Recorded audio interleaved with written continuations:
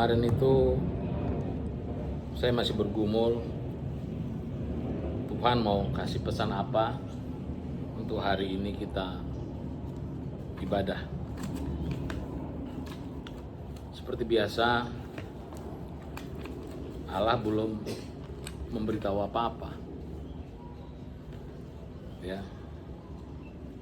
Jadi ini karena memang kebiasaan, kalau saya akan menyampaikan firman berarti adanya pewahyuan, bukan maunya gue gitu loh, bukan maunya Wagner.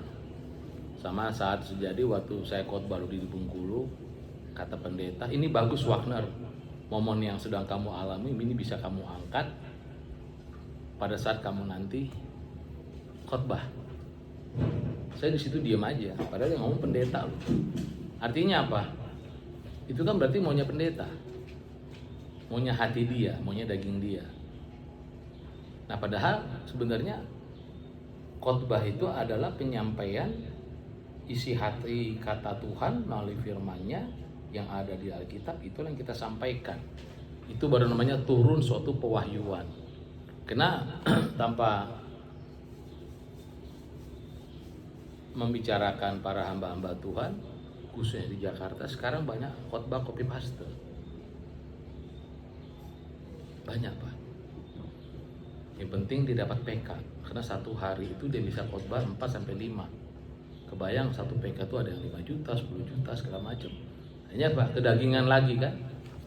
Makanya banyak hamba-hamba Tuhan memperindah penampilan, mulai dari sepatu, jas, jam, tali pinggang, semua yang dipakai. Itu akhirnya kembali lagi masalah daging. Nah, kita tidak membahas daging hari ini, kita tidak membahas buah roh hari ini, tapi kita ayo mari sama-sama buka di Roma 8. Sudah dapat? Roma 8 ayat 28 sampai 30.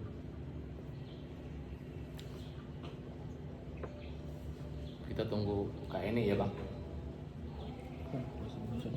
Ayatnya cuman 3. Roma 8 ayat 28. Saya rasa 28 ini udah merupakan ayat favorit. Iya Pung ya. 28. Ya samalah seperti ayat Matius 6:33. Tapi jarang baca yang 34. Sementara 34 itu artinya luar biasa. Nah, jadi yang saya sebelum nunggu ini saya akan tunjukkan, ini adalah buku khotbah saya. Jadi kalau saya khotbah sesuai dengan pewahyuan, saya tulis ayatnya, saya tulis bahan khotbah di sini. Ini ya saya jadi teringat lagi waktu saya khotbah di Bengkulu. Nah, saya gunakan lagi pada saat khotbah. Ini pun ketemunya nggak sengaja Pak Sentro.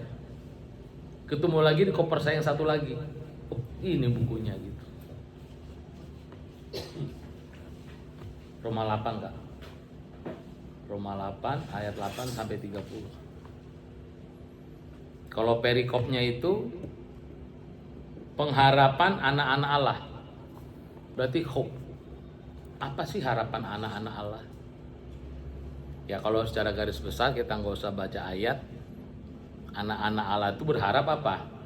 Berkat, kesehatan, kebaikan, kemurahan, damai sejahtera, nilai sekolah bagus, yang kerja bisa naik gaji. Semua itu berharap yang terbaik. Itu secara manusiawi akan seperti itu. Jarang ada orang berharap, ya nanti keluar dari pintu saya ditabrak, habis itu baru rumah sakit, nanti dan nolong saya. Mana ada orang seperti itu? Atau setelah saya pulang kerja, saya berharap tiba-tiba saya dicopet, saya dirampok, sehingga saya bisa menobatkan itu orang menjadi terang dan dia bertobat. Mana ada kita doa berharap seperti itu? Atau Pak Sentro habis pasang AC satu tempat 10 biji, 20 unit, saya itu habis pasang semua AC-nya hancur dan jatuh semuanya. Haleluya, puji Tuhan, sehingga nama Tuhan dimuliakan, sehingga saya bisa kembalikan lagi itu AC saya pasang. Nggak ada orang doa seperti itu. Semua doa yang baik, pengharapan yang baik. Tapi doa itu kebanyakan pengharapan anak-anak Allah terhadap dirinya. Tidak pernah dia berharap baik untuk orang lain. keluarganya, temannya, saudaranya, sekalian musuhnya, dia tidak akan pernah seperti itu. Belum ada manusia seperti itu. Karena perikopnya sederhana kok. Pengharapan anak-anak Allah. Kan anak-anak berarti kan bukan satu. Anak-anak berarti semua. Mau nggak kita berharap?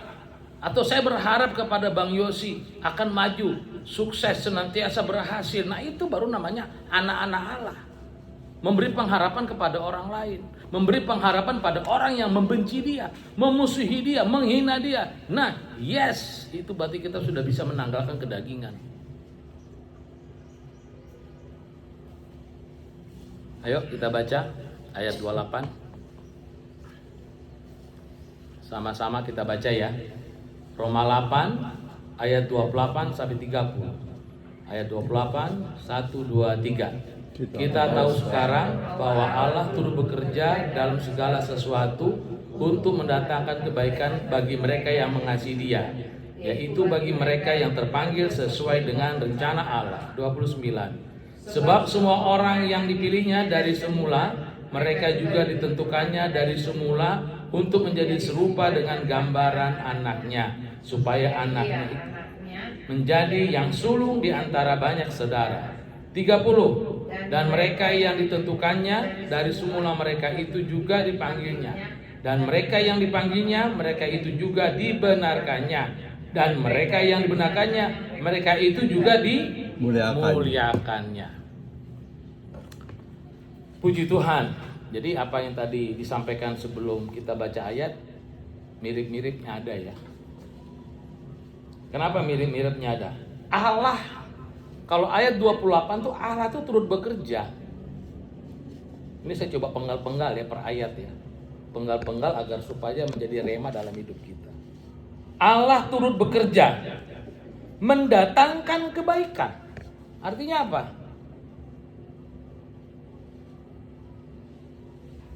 Kita memohon kepada Tuhan yang kita kasihi. Kita minta kepada Tuhan yang kita kasihi. Tuhan tidak hanya memberi, tapi Dia bekerja. Artinya apa? Dia ikut di dalam proses itu. Jadi Tuhan tidak hanya resulting, Pak Sendro. Kalau kebanyakan pemimpin perusahaan, dia kan nggak mau tahu cara kan. Gue nggak mau tahu caranya, Ner. Lu mau pakai A, B, C, lu mau lompat, gue nggak mau tahu, yang penting sama gue result. Kalau bersama Allah, Bapa kita di surga, Dia ikut bekerja. Artinya apa? Bukan dia ngetik komputer, bukan dia ikut pasang tiang, kabel, bukan. Dia menyertai kita di dalam melakukan itu sementara proses sedang berlanjut atau berlangsungnya proses tersebut. Artinya apa? Allah menyertai kita.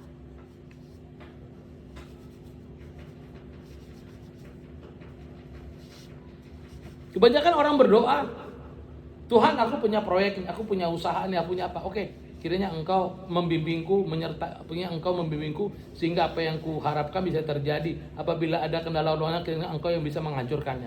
Kita hanya berharap Tuhan hanya menghalau atau menyertai. Tapi di sini jelas di ayat 28, Allah bekerja. Bukan menyertai aja, po. Dia ikut. Nah, kalau kita baca di 28, sebab semua orang yang dipilihnya dan semula mereka juga ditentukannya dari semula untuk menjadi serupa dengan gambarnya. Artinya apa? Allah ikut di dalam pembentukan. Allah ikut di dalam memilih. Dia tidak membiarkan kita memilih sendiri. Tujuannya apa? Agar serupa dengan wajah anaknya. Jadi Allah itu yang menetobinenya melihat kita hidup dalam benar, Dia tidak akan meninggalkan kita, saudara-saudara. Karena Dia tahu kelebihan bangsaku. Tuhan aja Allah Maha Kuasa tahu kelebihan bangsa Israel. Dia tahu kelemahan bangsa Israel. Tahu kok Dia. Paham sekali Dia. Makanya Bapa di surga waktu penyertaan daripada pembawaan Musa dan Harun dari Mesir ke tanah Kanaan, Allah tidak hanya menyertai, tapi Dia turut di situ membawa pedang. Kan ada di situ. Dia mengangkat pedang untuk menghalau orang-orang Fir'aun. Dia bukan nyuruh malaikat, Allah turun sendiri kok. Nah, jadi kita sebagai saudara-saudara yang dikasihi dalam Yesus Kristus, kita punya Allah yang luar biasa. Oke? Kita libatkan Tuhan yuk. Kita ajak dia. Jangan kita berdoa aja sama dia. Kita ajak dia. Ajak, ikut yuk Tuhan. Bersamaku yuk Tuhan. Bareng yuk. Bila perlu berdua yuk Tuhan. Aku mau kemari nih. Yuk kita rubah doa kita, mindset kita hari ini. Tidak meminta hanya Tuhan membimbing kita. Tidak hanya minta Tuhan untuk meminta saja. Tapi Tuhan turut bekerja. Dia ikut sama kita. Kayak misalnya Pak Chandra dapat proyek. Misalnya pembangunan asli 50 unit. Bapak jangan hanya berdoa kepada yang memberi proyek. Atau mendoakan para pekerja. Bapak ajak Tuhan bekerja di dalam Bapak melangkah ke tempat proyek tersebut. Kayak Bang Yosi misalnya mau ketemu nasabah segala macam. Ajak Tuhan bekerja pada saat bagaimana proses itu. Nah, di sini jelas firman Tuhan bilang kan 28b, menjadi anaknya itu menjadi yang sulung dia itu 29. Yaitu bagi mereka yang terpanggil sesuai dengan rencana Allah. Jadi gini, kita tahu sekarang bahwa Allah terus bekerja dalam segala sesuatu untuk mendatangkan kebaikan bagi mereka yang mengasihi Dia. Gampang, kita tanya sekarang diri kita. Kita mengasihi Yesus enggak? Kita mengasihi Allah enggak? Kita mengasihi Roh Kudus enggak? Oh iya, saya mengasihi menurut si Wagner. Terus malaikat nanya, kamu mengasihi Allah bagaimana Wagner? Implementasinya apa kamu mengasihi Allah? Oh, saya kan sudah kasih persembahan. Oh, saya kan udah kasih diakonia. Oh, saya kan udah kasih perpuluhan. Malah kemarin untuk bangunan gereja saya udah kasih 100 juta. Saya udah kasih ini. Apakah itu yang paling benar? Hidup orang mengasihi Allah. Ngapain kita ngasih materi terus kita masa bangga bahwa kita hebat? Kita salah, Allah kita tuh maha kaya. Dia punya semua kandungan bumi, dia ada, tinggal yang kita kerjain sekarang. Dia pemiliknya itu. Dia pemilik emas, dia pemilik tembaga, perak, uranium, segala macam bla bla bla. Itu milik Tuhan. Kan ingat firman Tuhan, kelolalah, berdayakanlah seisi alam ini. Kan gak ada Tuhan pernah bilang, ambillah, enggak, gunakanlah. Artinya apa? Kita nggak bisa memiliki itu. Yuk, let's say kita mulai saat ini lebih cermat menyikapi setiap perkataan firman Tuhan. Karena ini akan nanti menuju kepada standar pengikut Kristus. Supaya nggak ada lagi namanya war, saling nggak suka, mudah tersinggung, mudah marah, sakit hati. Cuma ini semua kuncinya. Bagaimana kita mengasihi Allah? Oke, selanjutnya mendatangkan kebaikan. Mereka yang mengerti, yang mengasihi Allah, terpanggil sesuai rencana Allah. Artinya apa? Orang-orang yang akan terpanggil nanti bukan orang-orang yang rajin ibadah, bukan orang-orang yang rajin ikut dalam pelayanan Tuhan, bukan orang-orang nanti yang rajin di dalam memberikan waktunya kepada waktu ibadah dari pagi, dari kebaktian pertama sampai selesai. No. Bukan itu ya Tuhan. Kenapa? Karena Tuhan punya rencana dan Dia yang sudah punya pilihan. Makanya kita sudah tahu ya, kalau sebelum kita mengasihi Allah, bahwa Allah telah mengasihi kita terlebih dahulu. Ini jangan kita nina-bobokkan. Artinya apa? Kita sudah dijamin, kita sudah digaranti. Tinggal kita bagaimana menjalankan firman ini secara benar. Bukan baik ya, benar. Gitu loh. Secara benar. Karena nanti yang masuk lagi ke ayat tadi yang 28 yang akhir, yaitu bagi mereka yang terpanggil sesuai dengan rencana Allah. Nah, kita mau nggak sesuai masuk dalam rencana Allah? Bukan rencana kita loh. Rencana Allah itu seperti apa dan bagaimana bentuknya? Ya orang-orang yang hidupnya benar, orang yang betul-betul hidupnya mengasihi, Orang yang hidupnya mencintai, mudah memaafkan, mengampuni, melupakan, dan memberikan berkat kepada siapapun. Karena memberi berkat itu tidak cukup. Selanjutnya kita masuk ke 29. Sebab semua orang yang dipilihnya dari semula, mereka juga ditentukannya dari semula untuk menjadi serupa dengan gambaran anaknya. Di sini dia semua yang atur. Ya kan? Ayat 29, Allah semua yang ngatur. Gimana cara ngaturnya? Allah yang menentukan dan memilih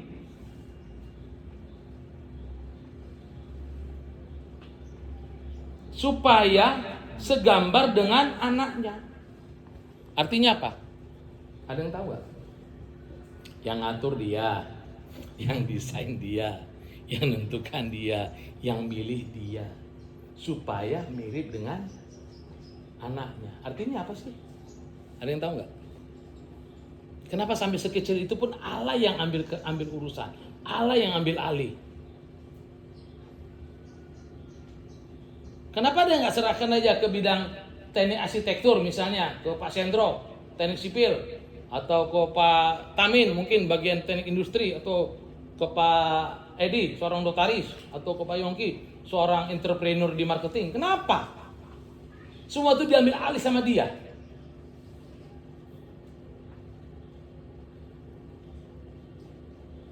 Supaya tidak terjadi namanya kesalahan. Supaya tidak terjadi yang namanya kegagalan.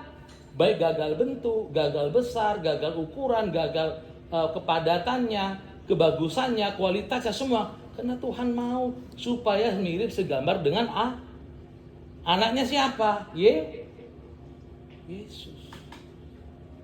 Hal sepele saja Allah yang kita kasihi itu turut campur benar-benar. Artinya apa? Dia mempersiapkan kita tidak main-main atau tidak apa Pak Opung, tidak kaleng-kaleng ya. Gitu ya Timo ya. Enggak kaleng-kaleng, dia enggak mau. Ciptaan dia itu enggak mau kaleng-kaleng. Orang yang mau dibentuk itu enggak mau bentukan kaleng-kaleng. Kalau saya perhatikan 28 29 ini adalah penyertaan Allah di dalam pembentukan karakter dan pemilihan orang yang akan dia tentukan. Dia terus serta. Sekarang kita masuk ke, udah mulai kecil ya? Mulai ini baru mik sopo goda tadi. Mik dia apa ya? Mik dilelang. Sekarang kita masuk ke ayat 30.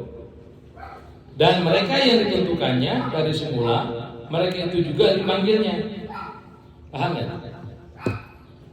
Ya kalau sudah dibentuk, disiapkan sesuai dengan rencana Allah segambar dengan anaknya, berarti itu menuju kesempurnaan, menuju ke hal yang lebih baik. Ke 30 apa dia bilang? Ditentukannya. Apa tadi Bang? Ditentukannya dari semula. Yes. Itulah kalau kita hidup di dalam penyertaan Tuhan. Jadi nggak ada yang retak. Sama lah seperti dipakai opung bajunya nih. Ini pasti nggak mungkin lah buatan Cibaduyut. Nggak mungkin lah buatan apa, pasti asli François Mitterrand. Kenapa dia mau pakai yang asli? Kenapa dia mau pakai yang KW-KW? Kenapa dia nggak mau pakai yang premium saja? Kenapa mesti yang asli? Artinya apa? Jangan lihat blendernya. Ya kalau kita memang sudah diawali daripada Tuhan, dari awal pembentukan berarti kan nggak ada bumbu yang nomor 2, nggak ada bahan nomor 2, nggak ada material nomor 2, material nomor 1 nggak? Karena supaya sama dengan anaknya. Berarti sudah ada standar. Misalnya tepungnya kualitasnya A. Garamnya kualitas yang berjodium hebat, gulanya gula number 1, garamnya gambar number 1, telurnya, wah itu mungkin yang omega triple.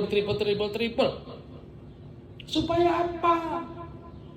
Tuhan di sini ngomong tidak hanya menyertai, menciptakan, memberi, tapi kualitas. Kan kembali ke perikop. Perikopnya apa? Pengharapan anak-anak Allah. Kan berarti anak-anak memohon kepada Allah Bapa di surga, nah gua kasih nih sekarang. yang terbaik, tapi gue ikut campur ya. Beli bahan gue ikut ya, ke pajak gue ikut ya, ke toko material saya ikut ya, bentuk saya ikut ya. Artinya apa? Dia purchasing, dia pembuat, dia quality control, dan dia selanjutnya. Sehingga tidak ada yang breakage atau barang-barang yang gagal bentuk atau gagal cetak seperti di pabrik, akan meningkatkan cost namanya kan. Oke. Terakhir, dan mereka yang dipanggilnya, mereka itu yang dibenarkannya, dan mereka yang dibenarkannya, mereka itu juga yang dimuliakan. Lihat tingkatannya. Di sini ada tingkatan, dibenarkan, dimuliakan. Mau nggak kita dimuliakan Tuhan? Halo, Bapak Ibu, Kakak, Pak Sendro, Bang Yosi, Mr. Edi, Bu Eli, Opung, Timong, My Junior. Mau nggak kita menjadi yang dimuliakannya? Caranya apa? Ikutin tadi ini. Kalau dianalisa daripada tulisan saya, ditentukannya maka itu yang dipanggilnya dan yang dibawa itu dimuliakannya. Artinya apa? Kita akan menjadi orang-orang yang dimuliakan Tuhan, bukan hanya dimuliakan manusia. Jadi artinya kalau saya lihat pengharapan anak Allah itu adalah campur tangan Tuhan di dalam pembentukannya tersebut. Jadi tidak hanya kita sekedar berdoa, memohon minta pada Tuhan, Tuhan menyertai. No, Tuhan turut bekerja. Jadi contohnya misalnya Timo misalnya mau bangun rumah pada rezeki ini, kan nggak mungkin teler terus, mungkin naik. Jangan bikin Tuhan hanya seperti memberi berkat kepadamu untuk naik pangkat, dapat gaji, bisa bangun. Turut sertakan Tuhan dalam memilih bahan, turut sertakan Tuhan di dalam memilih lokasi, turut sertakan Tuhan rumah mana yang layak kamu beli. Jangan hanya minta doa, naik pangkat, gaji bagus, apa. No. Ikut sertakan Tuhan. Ya sama seperti Bang Yosi, mungkin target sekarang belum terpenuhi segala macam, ini akan terpenuhi nanti. Ajak Tuhan ikut serta. Puji penyembahan di mobil. Pada saat bicara sama customer segala macam, hati menyanyi terus. Jangan lelah bekerja di ladangnya Tuhan. Kami ngomong, menjelasin, hampir sambil desain proyek, sambil dengan beberapa proposal, berbagai macam produk segala macam. Karena di dalam puji dan penyembahan itu ada kuasa yang orang-orang tidak tahu, orang-orang kira tidak tahu, orang-orang dunia tidak tahu. Bahwa di dalam penyampaian kalimat dan kata, apabila kita bernyanyi di dalam hati, kuasa itu nyata. Langsung, nggak pakai tunggu besok. Oke, itu dulu yang boleh saya sampaikan, saya sharekan. Kiranya firman Tuhan hari ini benar-benar bisa menjadi rema bagi kita semua, dan kita bisa melaksanakannya dan melakukannya, dan jadilah pelaku-pelaku firman. Ini puji Tuhan ya, teman saya di Jakarta namanya panggilannya Popi ya, sana orang kaya juga, tinggalnya di daerah Darawangsa. Tuh tinggal dalam Darawangsa, nggak ada yang rumahnya 10M, di atas 10M, 20M semuanya. Dia pernah married dengan seorang Australia, tapi kayak nggak punya agama, itu ateis, punya anak satu, dan memang dia kebiasaan sebagai tarot-tarot lah, peramal-ramal gitu. Nggak tahu kenapa kemarin tiba-tiba, Bang, aku mau lah modelan Tuhan, Bang. Haleluya. Nah ini di Lenton Kima, iya ada temanku yang mau bawa aku ke gereja nanti, Bang. Itu mau diapain aku, Bang ya? Oh itu apanya, ingin ibaratnya mau menyelesaikan masalah dengan puasa-puasa gelap. Bang, puasa gelap itu apa sih, Bang? Kayaknya aku lain dia. Ya kita buka Matius 12 ayat 45. Kalau misalnya kita tidak serius di dalam mengenai puasa baptisme, maka akan masuk 7 roh. Coba dibaca Pak Edi, Matius 12:45. Bisa hafal kepala sekarang ya. Haleluya Bang Yosi ya. Kencang Pak Edi. Ini mic-nya Pak. Matius 12:45. Matius 12 ayat 45. Lalu ia keluar mengajak 7 roh lain yang lebih jahat daripadanya, dan mereka masuk dan berdiam di situ. Maka akhirnya keadaan orang itu lebih buruk daripada keadaannya semula. Demikian juga akan berlaku atas angkatan yang jahat ini. Haleluya. Itu saya terangkan sama dia. Apa itu Kak masuk 7 roh? Ya itu, kalau apa? Terus saya mesti gimana? Yaudah, saya nggak akan ngajak kamu Kristen. Tapi saya ajak kamu satu jiwa yang perlu saya perkenalkan. Siapa itu Kak? Yesus itu, Isa Masih. Bukan Isa Masih, Yesus Kristus. Beda ya Kak? Beda saya bilang. Karena dia waktu sakit mau dioperasi di Australia kemarin, dia lihat Yesus. Gitu. Nah sekarang dia sudah divorce. Nah sekarang dia lagi yang ngurusin apanya, dia pembuat kue di rumah. Ya kalau harta jangan ditanya, apartemen di mana-mana punya orang tua. Tapi itu kebahagiaan yang tidak di dalam Kristus ya kayak gitu. Ya bahagia daging doang, punya sini 8 miliar, 10 miliar. Tapi batin ini nggak bahagia buat apa? Akhirnya dia hari Minggu besok akan dilayani di gereja. Saya bilang ya kamu harus terima Yesus sebagai juru selamat. Kamu nggak usah Kristen, nggak usah bangga, usah. Artinya apa? Artinya apa? He's be Christian, oke? Tapi cara kita harus ada. Lo nggak usah tinggalin itu lo punya agama. Lo pegang aja, oh gitu nggak apa-apa, nggak apa-apa. Jadi Kristen bukan KTP ya? Iya. Dia seorang Kristen KTP. Dia terima Kristus. Dia bilang, kamu tidak perlu jadi Kristen. Oh enggak perlu. Mau dong, ya deh. Ntar kakak doain ya. Terus aku bagi nih Matius 12. Kan nggak bisa cuma satu ayat Kak. Baca iya aku baca. Hanya dia baca nih sekarang. Kita nggak tahu Tuhan punya kerjaan seperti apa. Gitu. Dia ahli tarot. Cuman gimana Kak rezekiku kok mampet ya Kak ya? Ya udahlah, serama Tuhan. Nggak mau kasih. Dia tahu, Kak aku pengen kenal sama Yesus. Gimana sih sebenarnya Yesus itu? Ada nggak sih Kak? Ada. Di mana ketemunya? Karena orang-orang yang udah lama di Australia, orang-orang yang rasional aja gitu loh. Karena di sana juga jarang ibadah rupanya di Australia itu Pak. Sepi gereja. Nggak banyak. Di Asia aja banyak orang ibadah. Luar negeri, orang jarang ke gereja. Kebanyakan jemur badan di pantai. Di Asia saja yang rajin kali hari Minggu. Luar negeri tuh, ya Bang Wagner boro-boro. Suami gua aja ateis Bang. Tuh. Nah sekarang Tuhan bekerja. Nggak tahu tiba-tiba, Kak, aku mau dibawa sama teman aku, tapi bukan dibersihin ruqyah. Diapain? Dijumpain pendeta, Kak. Haleluya. Tuhan sudah bekerja luar biasa.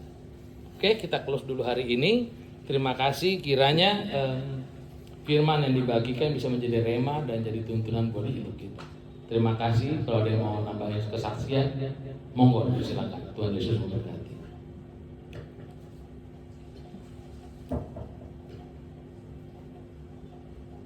Ada mau lagi bersaksi? Kayaknya Pak Sendro agak tertunda ya. Kan tertunda betul. Timo ada mau bersaksi? Enough? Oke, thank you. Ayo minum dulu.